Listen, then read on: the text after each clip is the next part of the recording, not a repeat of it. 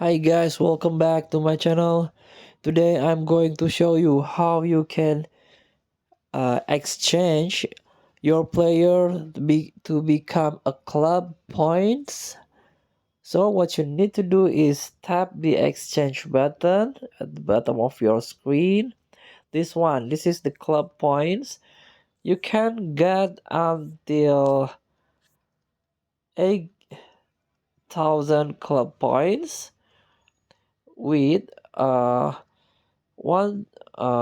120 over player. If you have, you can trade with this one 8,000 club points. And also this is the smallest one, is you can get this 15 club points with exchange condition. The overall rating player is 111 until 113. And also there are some condition here you can read. Training level cannot be inherited with perform an exchange.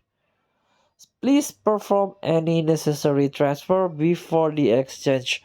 So I suggest you do not trade this point because it's too small. But if you need it, please don't hesitate to exchange the rewards. And you can exchange this club point with the another player. So, thank you for watching. Don't forget to comment, like, and subscribe, and also click the button below. Enjoy the game.